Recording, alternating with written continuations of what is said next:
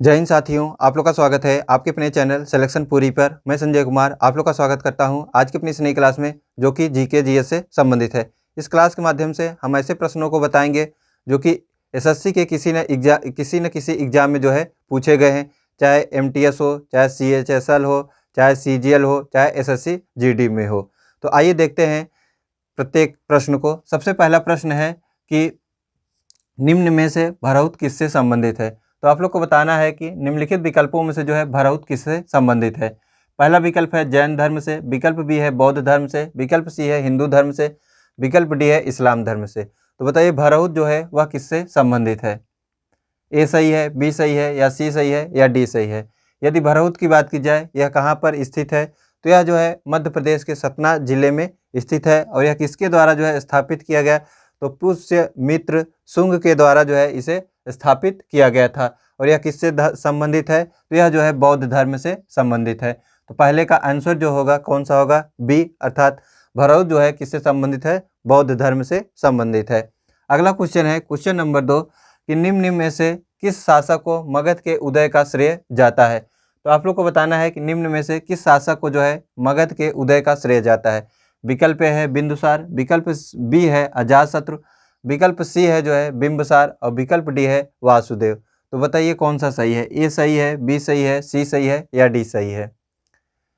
यदि बिंदुसार की बात की जाए तो यह जो है किस वंश से संबंधित था, तो यह जो है गुप्त वंश से संबंधित था। अजातशत्रु की बात की जाए तो अजातशत्रु क्यों फेमस है, इससे क्या क्वेश्चन पूछा जाता है। तो जो बौद्ध धर्म में जो है प्रथम संगीत का आयोजन हुआ था वह अजातशत्रु के शासनकाल में ही हुआ था। जबकि बिंबसार जो है किस लिए प्रसिद्ध है, तो बिंबसार जो है हर्यक वंश का संस्थापक है, और हर्यक वंश से ही जो है मगध का उदय होता है। तो मगध के उदय का श्रेय जो है किसे जाता है, बिंबसार को जाता है। तो कौन सा सही है, दूसरे का सी सही है, मगध के उदय का श्रेय किसे है, बिंबसार को। अगला क्वेश्चन है क्वेश्चन नंबर 3 कि कलिंग का युद्ध किस वर्ष जो है लड़ा गया। तो आप लोग को बताना है कि कलिंग का युद्ध जो है किस वर्ष लड़ा गया। विकल्प है 360 ईसा पूर्व, विकल्प बी है 260 ईसा पूर्व, विकल्प सी है 126 ईसा पूर्व, और विकल्प डी है 712 ईसा पूर्व। तो बताइए ए सही है, बी सही है, या सी सही है, या डी सही है। तो इसका जो सही आंसर है वह है बी।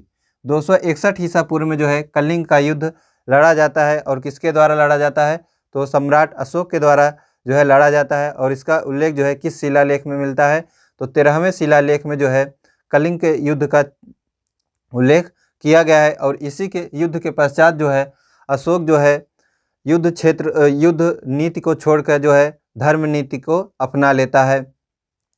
और यदि 712 ईस्वी की बात की जाए तो 712 ईस्वी में जो है प्रथम जो है अरब आक्रमण होता है, सफल आक्रमण होता है। और किसके नेतृत्व में होता है, तो मोहम्मद बिन कासिम के नेतृत्व में होता है। अगला क्वेश्चन नंबर 4 कि किस शताब्दी में भक्ति आंदोलन की शुरुआत हुई थी। तो आप लोग को बताना है किस शताब्दी में जो है भक्ति आंदोलन की शुरुआत हुई थी। 16वीं शताब्दी में, या 9वीं सदी में, या 8वीं सदी में, या 7वीं सदी में। तो बताइए भक्ति आंदोलन की शुरुआत जो है कब हुई थी। तो भक्ति आंदोलन की शुरुआत जो है दक्षिण में जो है 7वीं सदी में प्रारंभ हो गई थी। जबकि उत्तर में जो है भक्ति आंदोलन की शुरुआत जो है वह कब होती है, तो 14वीं और 15वीं शताब्दी में होती है। और ये जो भक्ति आंदोलन की शुरुआत हुई थी किसके द्वारा हुई थी, तो नए नार और जो है अलवार के द्वारा जो है शुरुआत की गई थी। तो नए नार और अलवार के द्वारा जो है भक्ति आंदोलन की शुरुआत जो है 7वीं सदी में की गई थी। अगला क्वेश्चन है क्वेश्चन नंबर 5 कि महात्मा गांधी ने 1903 में दक्षिण अफ्रीका में किस अखबार की स्थापना की थी। तो आप लोग को बताना है कि महात्मा गांधी ने जो है 1903 में जो है दक्षिण अफ्रीका में किस अखबार की स्थापना की थी। विकल्प ए है इंडियन ओपिनियन, विकल्प बी है नवजीवन, विकल्प बी है जो है यंग इंडिया, विकल्प डी है जो है स्वराज हिंद। तो बताइए कौन सा सही है, ए सही है, बी सही है, सी सही है, या डी सही है। तो इसका जो सही विकल्प सही है वह है ए, इंडियन ओपिनियन की स्थापना जो है महात्मा गांधी ने जो है 1903 में दक्षिण अफ्रीका के डरबन में जो है अखबार की स्थापना की थी। तो इंडियन ओपिनियन अखबार की स्थापना महात्मा गांधी ने जो है 1903 ईस्वी में दक्षिण अफ्रीका के डरबन में की थी। अगला क्वेश्चन है क्वेश्चन नंबर जो है 6 कि भारतीय संविधान की कौन सी अनुसूची में दल बदल परिवर्तन के आधार पर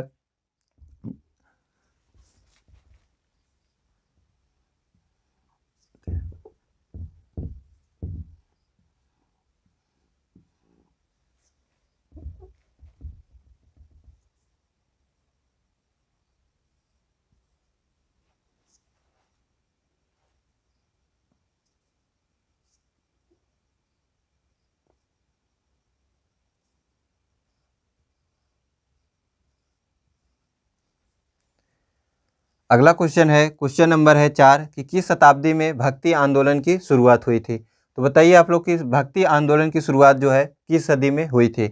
विकल्प है 16वीं सदी, विकल्प बी है 9वीं सदी, विकल्प डी है 8वीं सदी, जबकि विकल्प डी है 7वीं सदी। तो बताइए कौन सा सही है, ए सही है, बी सही है, या सी सही है, या डी सही है। तो भक्ति आंदोलन की शुरुआत जो है नए नार और अलवार द्वारा जो है 7वीं सदी में की जाती है।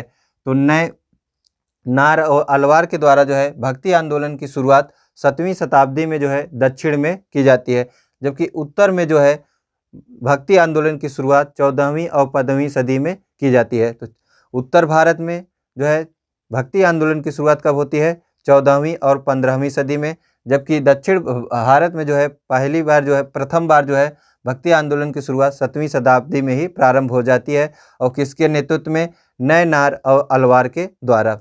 अगला क्वेश्चन था, क्वेश्चन नंबर है कि 5 कि महात्मा गांधी 1909 में दक्षिण अफ्रीका में किस अखबार की स्थापना की थी।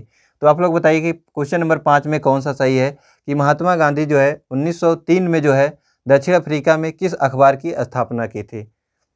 तो इसमें विकल्प ए है इंडियन ओपिनियन, विकल्प बी है नवजीवन, विकल्प सी है यंग इंडिया, विकल्प डी है स्वराज हिंद। तो इसका जो सही आंसर है वह है इंडियन ओपिनियन। तो इंडियन ओपिनियन की जो है अखबार की स्थापना महात्मा गांधी के द्वारा जो है 1903 ईस्वी में जो है दक्षिण अफ्रीका के डरबन में की जाती है। अगला क्वेश्चन है, क्वेश्चन नंबर 6 कि भारतीय संविधान की किस अनुसूची में दल परिवर्तन के आधार पर संसद सदस्यों की अयोग्यता से संबंधित प्रावधान है। तो आप लोग को बताना है कि भारतीय संविधान में वह कौन सी अनुसूची है जिसमें दल परिवर्तन के आधार पर संसद सदस्यों की अयोग्यता से संबंधित प्रावधान है। विकल्प ए है 7वीं अनुसूची, विकल्प डी है 8वीं अनुसूची, विकल्प सी है 9वीं अनुसूची, जबकि विकल्प डी है 10वीं अनुसूची। तो बताइए कौन सा सही है, ए सही है, बी सही है, या सी सही है, या डी सही है। यदि 7वीं अनुसूची की बात की जाए तो 7वीं अनुसूची किससे संबंधित है, तो यह जो है संघ और राज्य के बीच जो है शक्तियों के बंटवारे के बारे में प्रावधान करता है, अर्थात संघ और राज्य के बीच जो है शक्तियों का प्रावधान जो है किस में प्रावधान किया गया है, तो अनुसूची जो है 7वीं में की गई है। यदि बात की जाए इसमें कैसे बंटवारा किया गया है, तो इसको जो है 3 सूचियों में बंटवारा किया गया है। कौन कौन से, संघ सूची, राज्य सूची और समवर्ती सूची। संघ सूची में जो है वर्तमान समय में कितने विषय हैं, 100 विषय हैं, जबकि जब संविधान लागू हुआ था तो कितने विषय थे, 97 विषय थे।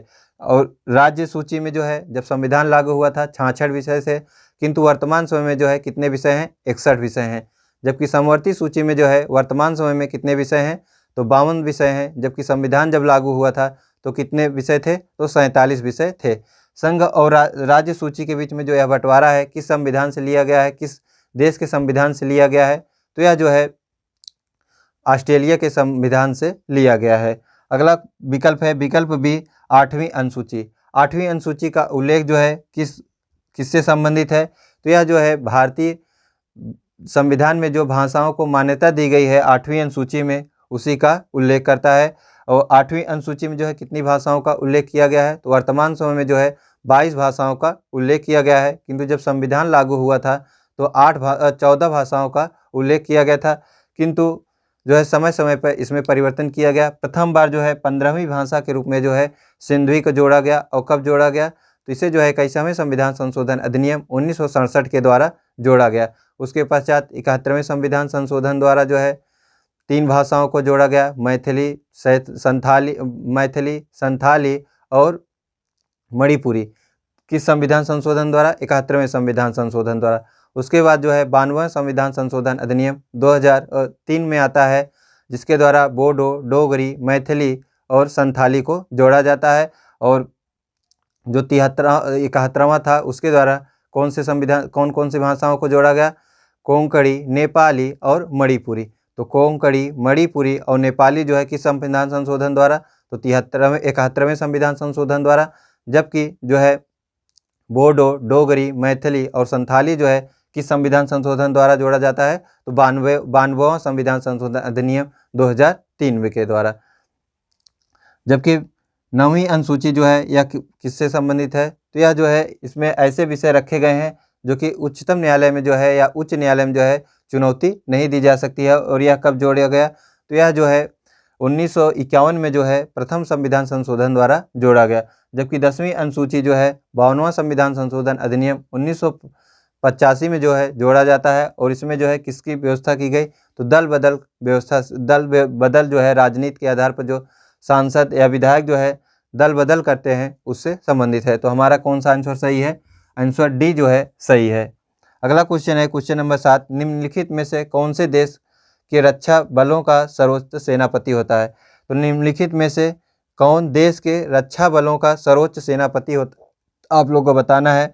रक्षा मंत्री, प्रधानमंत्री या तीनों सेनाओं का वरिष्ठ या राष्ट्रपति। तो बताइए ए सही है, बी सही है या सी सही है या डी सही है। तो इसका जो सही आंसर है वह है डी, राष्ट्रपति। तो तीनों सेनाओं का जो सर्वोच्च होता है वह राष्ट्रपति होता है, अर्थात देश के रक्षा बलों का जो सर्वोच्च सेनापति होता है वह कौन है, राष्ट्रपति होता है। प्रश्न नंबर 8 कि निम्नलिखित में से कौन संसद के दोनों सदनों की संयुक्त बैठक की अध्यक्षता करता है। तो आप लोग को बताना है कि निम्नलिखित में से जो है कौन संसद के दोनों सदनों की संयुक्त बैठक की अध्यक्षता कौन करता है। लोकसभा का अध्यक्ष, विकल्प बी है राष्ट्रपति, विकल्प सी है प्रधानमंत्री और विकल्प डी है राज्यसभा के सभापति। तो बताइए कौन सा सही है, लोकसभा का अध्यक्ष या राष्ट्रपति या प्रधानमंत्री या राज्यसभा के सभापति। तो इसका कौन सा सही है, इसका जो सही है वह है ए, लोकसभा और राज्यसभा की संयुक्त बैठक की अध्यक्षता जो है वह कौन करता है, तो लोकसभा का अध्यक्ष करता है। यह कहाँ दिया गया है, अर्थात यह कहाँ उल्लिखित किया गया है, तो यह जो है भारतीय संविधान के अनुच्छेद जो है 118A में किया गया है। किंतु इन दोनों की जो लोकसभा और राज्यसभा की संयुक्त बैठक होती है इसको बुलाता कौन है, तो इसको जो है राष्ट्रपति बुलाता है। और किस अनुच्छेद के तहत, जो है अनुच्छेद 108 के तहत। जबकि प्रधानमंत्री जो है किसकी अध्यक्षता करता है, तो प्रधानमंत्री जो है मंत्रिपरिषद की जो बैठक होती है उसकी अध्यक्षता जो है कौन करता है, प्रधानमंत्री करता है। जबकि राज्यसभा के सभापति का उल्लेख जो है कहाँ किया गया है, तो भारतीय संविधान के अनुच्छेद जो है 64 में कहा गया है कि भारत का जो राष्ट्रपति होगा वही एक सभापति के रूप में कार्य करेगा। जबकि राष्ट्रपति का उल्लेख जो है भारतीय संविधान के अनुच्छेद जो है 52 में दिया गया है। आइए अगला क्वेश्चन देखते हैं। क्वेश्चन नंबर है 9, भारत के नियंत्रक तथा महालेखक परीक्षक की नियुक्ति कौन करता है। तो आप लोग को बताना है कि भारत के नियंत्रक तथा महालेखक जो परीक्षक है उसकी नियुक्ति कौन करता है। विकल्प है भारत के प्रधानमंत्री, विकल्प बी है उच्चतम न्यायालय के न्यायाधीश, विकल्प सी है राष्ट्रपति, जबकि विकल्प डी है मुख्य चुनाव आयुक्त। तो बताइए कौन सा सही है, ए सही है, बी सही है या सी सही है या डी सही है। तो इसका जो सही आंसर है वह है सी, राष्ट्रपति। भारत के नियंत्रक तथा महालेखक परीक्षक की नियुक्ति जो है कौन करता है, राष्ट्रपति करता है। और भारत के नियंत्रक तथा महालेखक परीक्षक की जो उल्लेख है वह भारतीय संविधान के किस अनुच्छेद में किया गया है, तो भारतीय संविधान के अनुच्छेद 148 में जो है दिया गया है कि भारत का एक नियंत्रक तथा महालेखक परीक्षक होगा। आइए अगला क्वेश्चन देखते हैं। क्वेश्चन नंबर है 10 कि भारतीय संसद ने पर्यावरण संरक्षण अधिनियम कब पारित किया गया। तो भारतीय संसद ने पर्यावरण संरक्षण अधिनियम कब पारित किया। विकल्प है 1972 में, विकल्प बी है 1984 में, विकल्प सी है 1981 में और विकल्प डी है 1986 में। तो बताइए कौन सा सही है। यदि अंतर्राष्ट्रीय स्तर पर बात की जाए कि अंतर्राष्ट्रीय स्तर पर जो है पर्यावरण संरक्षण के लिए जो है प्रथम बार जो है सम्मेलन कहाँ हुआ था, तो प्रथम बार जो सम्मेलन है वह स्वीडन के स्टॉकहोम में हुआ था। और कब हुआ था, तो 1972 में हुआ था। उसी के जो है आधार पर, उसी के तहत जो है, उसी को देखते हुए जो है भारत में जो है भारतीय संसद ने जो है पर्यावरण संरक्षण अधिनियम कब पारित किया, तो 1986 में जो है पारित किया। तो भारतीय संसद में पर्यावरण संरक्षण अधिनियम 1986 में पारित किया। अगला क्वेश्चन है क्वेश्चन नंबर 11 कि निम्नलिखित में से वह कौन सा सागर है जो भूमध्य है। तो आप लोग को बताना है कि जो 4 विकल्प दिए गए हैं उनमें से वह कौन सा सागर है जो भूमध्य है, अर्थात जो भूमि से घिरा हुआ है। तिमोर सागर या अराफुरा सागर या अरल सागर या ग्रीनलैंड सागर। तो बताइए कौन सा सही है। तो इसका जो सही आंसर है वह है अरल सागर। अरल सागर जो है यह एक भूमध्य जो है सागर है। और यह किन 2 देशों के बीच जो है यह घिरा है, तो कजाकिस्तान और कौन सा है, उज्बेकिस्तान। तो कजाकिस्तान और उज्बेकिस्तान से जो है यह घिरा हुआ है। इसमें जो है दो प्रमुख नदियाँ आके जो है गिरती हैं, वो है अमू दरिया और सीर दरिया। अमू दरिया और सीर दरिया जो है नामक दो प्रमुख नदियाँ जो है अरल सागर में आके गिरती हैं। अगला क्वेश्चन है क्वेश्चन नंबर जो है 12, सू नहर निम्नलिखित में से किसको जोड़ती है? तो आप लोग को बताना है सू नहर जो है वह किसको जोड़ती है। सुपीरियर झील को मिशिगन से, सुपीरियर को ह्यूरॉन से, या मिशिगन को ह्यूरॉन से, या ईरी को ह्यूरॉन से। तो बताइए कौन सा सही है? ए सही है, बी सही है, या सी सही है, या डी सही है? तो सू नहर जो है वह सुपीरियर झील को जो है हुरॉन झील से जोड़ती है। तो विकल्प कौन सा सही है? बी। तो सू नहर जो है किसको जोड़ती है? सुपीरियर झील को ह्यूरॉन झील से। अगला क्वेश्चन है क्वेश्चन नंबर 13 कि रेशम कीट के वाणिज्यिक पालन को क्या कहा जाता है? तो आप लोग को बताना है कि रेशम कीट के जो वाणिज्यिक पालन होता है उसे क्या कहा जाता है। विकल्प ए है विटीकल्चर, विकल्प बी है पीसी कल्चर, विकल्प सी है ओलरी कल्चर, जबकि विकल्प डी है सेरीकल्चर। तो बताइए कौन सा सही है। यदि ओरिकल्चर विटीकल्चर की बात की जाए तो विटीकल्चर के अंदर विटीकल्चर किसको कहते हैं? तो अंगूर की खेती जो होती है उसे क्या कहा जाता है? विटीकल्चर। जबकि पीसी कल्चर किसे कहा जाता है? तो मत्स्य पालन को जो है पीसी कल्चर कहा जाता है। ओलरी कल्चर की बात की जाए तो सब्जियों के अध्ययन या सब्जियों से संबंधित जो होते हैं वह कौन सा है? ओलरी कल्चर। जबकि सेरी कल्चर जो है वह किससे संबंधित है? रेशम कीट के वाणिज्यिक पालन से। तो हमारा कौन सा सही है? विकल्प डी सही है। अगला क्वेश्चन है क्वेश्चन नंबर 14 कि सदाबहार किस्म के वन कहाँ पाए जाते हैं? तो आप लोग को बताना है कि सदाबहार वन जो है कहाँ पाए जाते हैं। विकल्प ए है भूमध्य सागरीय क्षेत्र में, विकल्प बी है मानसून जलवायु क्षेत्र में, विकल्प सी है मरु क्षेत्र में, विकल्प डी है भूमध्य रेखीय क्षेत्र में। तो बताइए कौन सा सही है?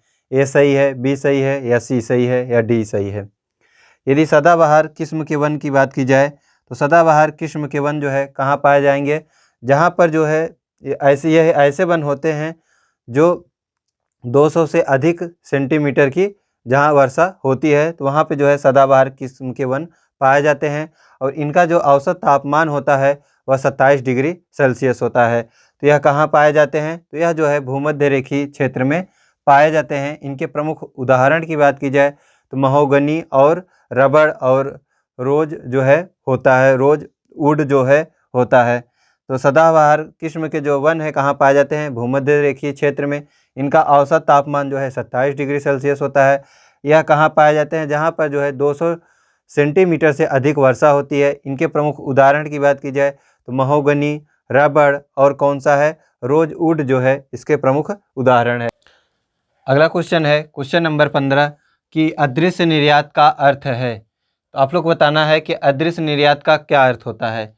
सेवाओं का निर्यात, या निषिद्ध वस्तुएं का निर्यात, या प्रतिबंधित वस्तुएं का निर्यात, या ओजीएल सूची के अनुसार वस्तुएं का निर्यात। तो बताइए कौन सा सही है।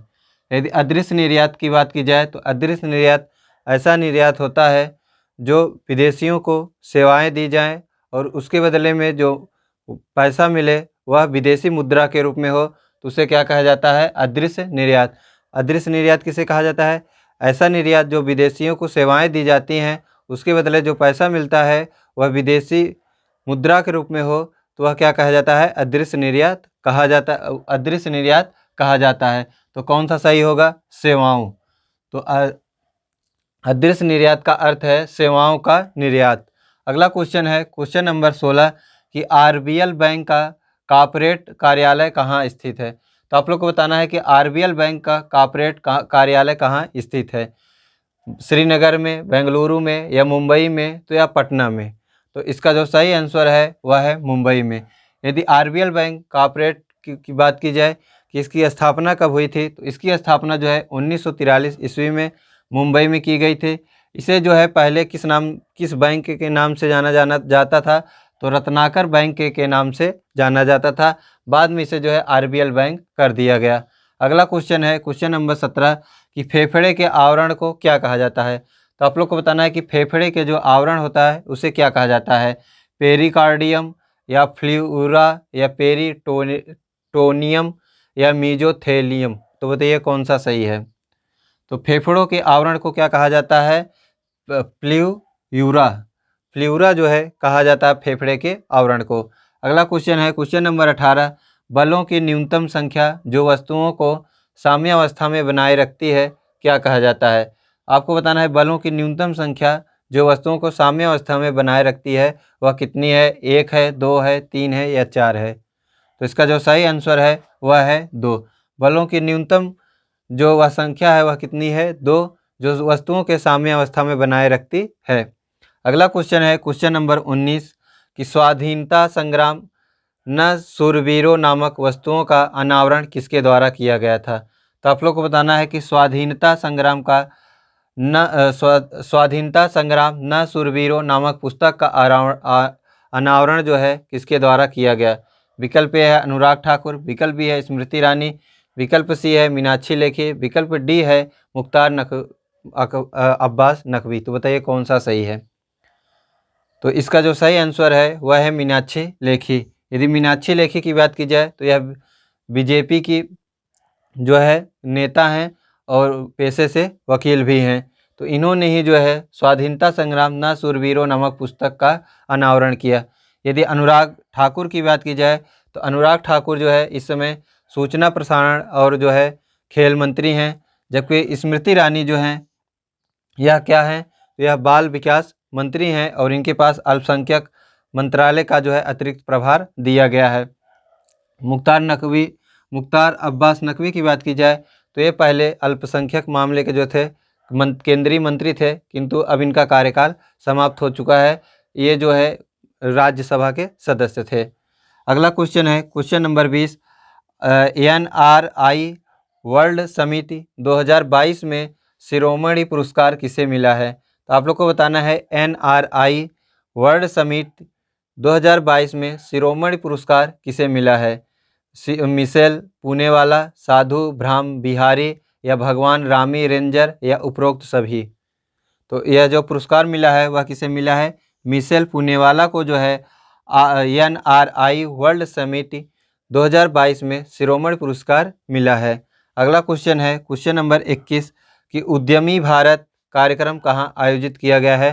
तो आप लोग कमेंट बॉक्स में बताइएगा कि 21वें क्वेश्चन का क्या आंसर होगा। उद्यमी भारत कार्यक्रम का कहाँ आयोजित किया गया था? अगर आप लोग नहीं बताएंगे तो इसे जो है हम लोग अगले जो है क्लास में देखेंगे कि इसका आंसर क्या होगा। अगर आप लोग को पता है तो आप लोग जो है कमेंट बॉक्स में बताइए, अगर नहीं पता है तो हम अगले दिन जो है क्लास में आप लोग को बताएंगे सबसे पहले कि इसका आंसर क्या होगा। यदि आज की क्लास आप लोग को अच्छी लगी हो तो लाइक करें और जो भी साथी अभी इस चैनल पर नए हों तो चैनल को सब्सक्राइब करें तथा अपने मित्रों को भी शेयर करें, जिससे कि आपकी फैमिली और बड़ी हो सके। मिलते हैं एक और क्लास के साथ। जय हिंद, जय भारत।